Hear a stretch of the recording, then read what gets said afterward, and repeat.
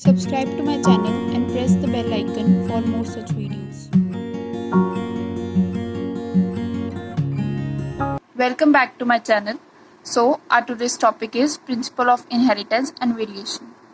अब principle of inheritance and variation से हमें क्या समझ आता है कि इनहेरिटेंस मतलब एक जनरेशन से दूसरी जनरेशन जब कोई भी चीज़ जाती है, चाहे वो करेक्टर्स हो या कुछ भी, एक जनरेशन जो दूसरी जनरेशन को देती है उसे कहते हैं इनहेरिटेंस। और ये इनहेरिटेंस किस तरह से हो रही है उसके रूल्स को स्टडी करना उसे कहेंगे प्रिंसिपल ऑफ इनहेरिटेंस। और वेरिएशन की मतलब ये जो इनहेरिटेंस ऑफ करेक्टर्स हो रही है इससे क्या क्या वेरिएशन आएगी from one generation to another generation. So इसके लिए हमें सबसे पहले एक डेफिनेशन समझने की ज़रूरत है जो है heredity. So what is heredity? It is the transfer of information or the transmission of characters from one individual or one generation to the future generation। कोई भी इंफॉर्मेशन या कोई भी करेक्टर जब एक इंडिविजुअल से, एक जनरेशन के कोई इंडिविजुअल से आगे फ्यूचर जनरेशन में जाता है, लाइक अगर हमारे पेरेंट्स की कलर्स आई कलर जो है वो ब्राउन है और फिर उसके बाद उनकी फ्यूचर जनरेशन मतलब हमारी आई कलर भी ब्राउन है, तो ये करेक्टर हमने कहाँ से लिया? ब्राउन आइज का, अपने पेरेंट्स से। तो ऐसे ही अलग अलग करेक्टर्स ट्रांसमिट होते हैं from one generation to other generation. और अब दूसरी टर्म जो इम्पोर्टेंट है वो है जेनेटिक्स। जेनेटिक्स क्या है? It is the study of inheritance and variation. तो जो इनहेरिटेंस और वेरिएशन की जब हम स्टडी करते हैं तो उसे जेनेटिक्स कहते हैं। एक्चुअली हम किस चीज़ की स्टडी करते हैं? मैकेनिज्म ऑफ इनहेरिटेंस के, इनहेरिटेंस किस तरह से हो रही है और उससे जो वेरिएशन आ रही है उसके क्या कॉजेज हैं। ओके, सो अभी हमने कहा कि जेनेटिक्स क्या है? Study of inheritance and variation. तो ये जब स्टडी कर रहे थे तो उसके मैकेनिज्म कैसे क्या है इनहेरिटेंस का, तो इससे रिलेटेड बहुत सारी थ्योरीज आई जिन्हें प्री मेंडेलियन थ्योरीज कहा जाता है। तो जैसे कि vapour theory, fluid theory, preformation theory, particular theory and etcetera. So vapour theory में जैसे उन्होंने कहा कि सारी ऑर्गन्स कुछ वेपर्स रिलीज करती हैं और जब ये सब ऑर्गन्स के वेपर्स इकट्ठा होकर एक फुल इंडिविजुअल तैयार करते हैं, और इसी तरह से सब थ्योरीज। बट इनमें से कोई भी थ्योरी परफेक्टली मैकेनिज्म को नहीं बता पा रही थी, नहीं डिफाइन कर पा रही थी। उसके बाद आई जीजे मेंडल की थ्योरी। जीजे मेंडल मतलब Gregor John Mendel. He said that heredity was controlled by germinal units या फैक्टर्स कि हमारे जो पेरेंट्स हैं उससे हम लोगों के अंदर जो गेमीट्स आ रहे हैं उनके अंदर कुछ ऐसे फैक्टर्स या ऐसी यूनिट्स हैं जो करेक्टर्स को साथ में ट्रांसमिट करते हैं।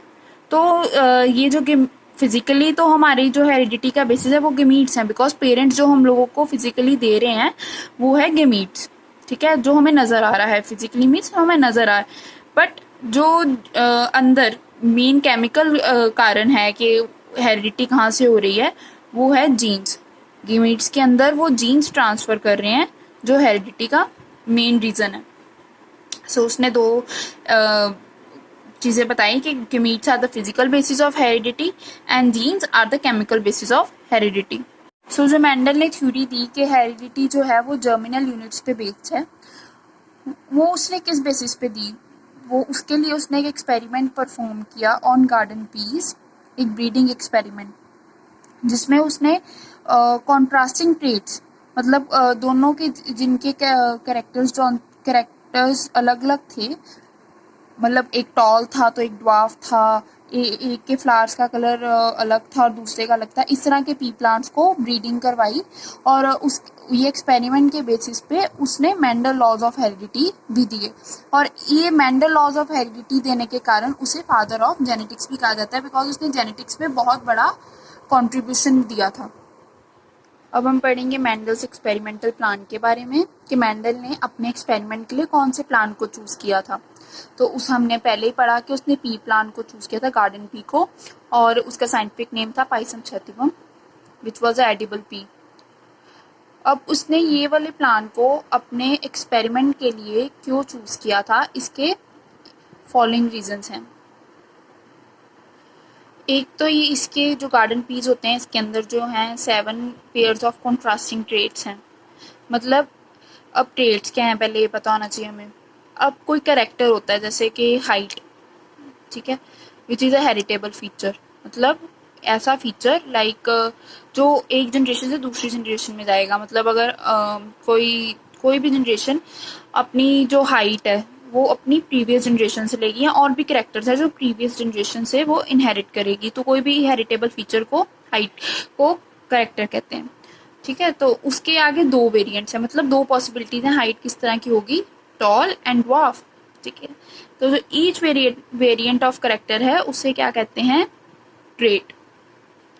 मतलब जैसे अगर हम आई कलर की बात करें तो वो ब्राउन भी हो सकती है, ब्लैक भी हो सकती है। आई कलर क्या हो गया, करेक्टर। और उसके बाद ये जो कलर्स हैं डिफरेंट, जैसे ब्लैक, ब्लू, ब्राउन, ये क्या है, ये हैं ट्रेट्स। ठीक है, तो गार्डन पी के अंदर 7 पेयर्स ऑफ कॉन्ट्रास्टिंग ट्रेट्स थे। मतलब for each character there were 2 traits. ठीक है, लाइक अगर हम स्टार्ट में देखें तो हर कैरेक्टर के लिए 2 ट्रेट्स हैं। लाइक फॉर्म ऑफ सीड के लिए 2 ट्रेट्स हैं कि सीड की शेप या राउंड हो सकती है या रिंकल्ड हो सकती है। हम पीज में देखते हैं कि कुछ पीज राउंड होते हैं, कुछ रिंकल्ड होते हैं। अब कुछ कॉटिलेडन के कलर जो हैं वो येलो भी हो सकता है, करेक्टर है कलर ऑफ कॉटिलेडन, तो वो येलो भी हो सकता है और ग्रीन भी हो सकता है।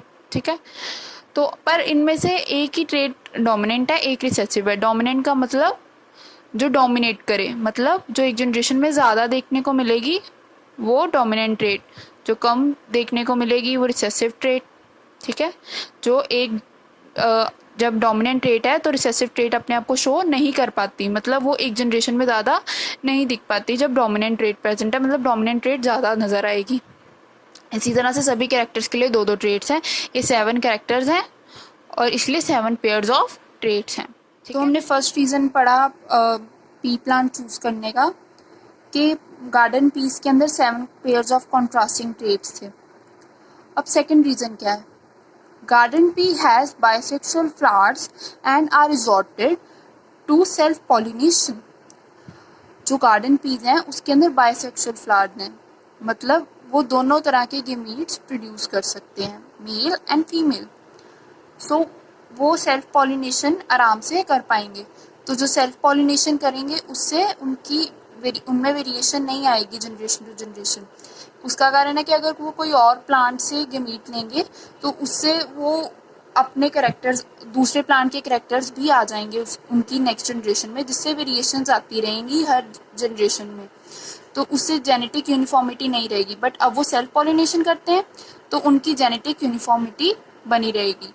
अब नेक्स्ट पॉइंट क्या है, artificial cross pollination can be easily achieved by removing the stamens before pollen grains matured and dusting the pistil with the pollen of desired plant। Cross pollination मतलब दूसरे प्लांट के साथ पॉलिनेशन करवाना। तो इसके अंदर क्या होगा, चाहे वो बाइसेक्सुअल फ्लावर्स हैं, ठीक है, तो उसके अंदर स्टेमन और पिस्टल मतलब male reproductive part and female reproductive part दोनों प्रेजेंट होंगे प्लांट में। सो अगर हमें क्रॉस पॉलिनेशन करवानी है तो हम male reproductive part that is stamens को रिमूव कर देंगे इससे पहले कि पोलन ग्रेन्स मैच्योर हो जाएं, वरना फिर तो उसके अंदर सेल्फ पॉलिनेशन हो ही जाएगी शुरू। तो इससे पहले कि पोलन ग्रेन्स मैच्योर हो हम प्लांट के स्टेमन्स रिमूव कर देंगे। This process is called emasculation, the removal of the stamens before the pollen grains have matured. और उसके बाद किसी भी डिजायर्ड प्लांट के पोलन लेकर हम इस प्लांट की पिस्टल के ऊपर डस्ट कर देंगे, उससे जो है क्रॉस पॉलिनेशन पॉसिबल हो जाएगी इसके अंदर। You can see this diagram is showing the process of emasculation and cross pollination. तो ये अपने आप नहीं हुई है, इसलिए इसे आर्टिफिशियल क्रॉस पॉलिनेशन कह सकते हैं। ठीक है, तो इसके अंदर हम लोग सेल्फ पॉलिनेशन तो ये खुद कर ही लेता है और इसके अंदर हम क्रॉस पॉलिनेशन भी करवा सकते हैं, तो ये भी इसका बेनिफिट है। अब नेक्स्ट पॉइंट है, it is an annual plant thus has short life cycle, results can be seen in a year। कि ये एक एनुअल प्लांट है। एनुअल प्लांट का मतलब कि ये हर साल उगता है, ये नहीं है कि मतलब ये एक साल उगेगा और मतलब इसका एक पूरा जो लाइफ साइकिल है कि इसने जो रिप्रोडक्टिव और वेजिटेटिव फेज होता है एक प्लांट का, वो पूरा एक साल में कंप्लीट हो जाता है। ठीक है, तो इसका मतलब है इसको हम लोग हर साल देख सकते हैं। ये स्टार्टिंग से शुरू होगा इसका साइकिल हर साल, तो ये फिर इसका मतलब है इसका शॉर्ट लाइफ साइकिल होने के कारण इसके अंदर जो रिजल्ट्स हैं वो एक साल के अंदर, हमें टाइम भी नहीं ना ज़्यादा लगाना चाहिए, तो इसलिए ये भी इसका एक बेनिफिट है। Next, produce many seeds in one generation. एक ही जनरेशन में इसके अंदर बहुत सारे सीड्स प्रोड्यूस हो जाते हैं, तो हम लोगों को काफ़ी सारे सीड्स चाहिए ये एक्सपेरिमेंट परफॉर्म करने के लिए, बिकॉज कुछ सीड्स एक्सपेरिमेंट के टाइम पर ख़राब भी होंगे, डैमेज होंगे, तो इसलिए हम लोगों को काफ़ी सारे सीड्स चाहिए और ये इसमें अवेलेबल है। अनदर बेनिफिट, और अब एक और बेनिफिट है इसका, could be raised, maintained and handled conveniently. इसे आराम से उगाया भी जा सकता है और उसके बाद इसे मेंटेन करना भी बहुत ईजी है और हैंडल कन्वीनियंटली, मतलब ये ना ज़्यादा छोटे हैं ना बड़े, तो ज़्यादा होते नहीं सीड्स पर, ये ज़्यादा छोटे नहीं हैं। अगर छोटे होंगे तो इन्हें हैंडल करना भी ईजी नहीं होगा, बट इनका साइज एकदम करेक्ट है और इसलिए हम इसे आराम से हैंडल भी कर सकते हैं। Mendel work on only pure breeding traits, thus self-pollination produces offsprings with the same traits. उसने सिर्फ प्योर ट्रेट्स पे ही काम किया, मतलब जो जनरेशन टू जनरेशन भी ट्रेट सेम ही रही। लाइक अगर हम हाइट की बात करें तो हर जनरेशन में टॉल हाइट ही देखने को मिली, उसमें कोई वेरिएशन नहीं आई। मतलब ये नहीं है कि कोई भी ऑफस्प्रिंग बीच में ड्वार्फ नहीं हुआ, तो उसने सिर्फ उन्हीं ट्रेड्स पे काम किया, उसके कारण भी वो आराम से एक्सपेरिमेंट एक तो ये परफॉर्म भी कर पाया क्योंकि उसने उसी पे काम किया था, और वरना ये कॉम्प्लेक्स हो जाता थोड़ा सा। Tea plant with all the selected 7 traits were readily available. अब कोई भी हम लोगों ने एक्सपेरिमेंट ये तभी हो पाता अगर जो हम लोगों को वो एक्सपेरिमेंट के लिए सामान चाहिए वो ईजिली अवेलेबल हो। तो इसके लिए बेसिक रिक्वायरमेंट क्या थी एक्सपेरिमेंट के लिए, वो थी पी प्लांट, और अब वो पी प्लांट पूरे साल अवेलेबल होना चाहिए, तभी हम लोगों को फ़ायदा होगा, मतलब वो तभी हम ये एक्सपेरिमेंट परफॉर्म कर पाएंगे। और वो पी प्लांट जो है ये सारे साल अवेलेबल होता है, ये भी एक बेनिफिट था पी प्लांट चूज करने का। Next topic is Mendel's experimental technique, which has 3 steps: selection of pure parent plants, hybridization of pure plants, producing the first generation, which is known as filial generation, then self-pollination of hybrids, which forms F2 generation, that is second filial generation.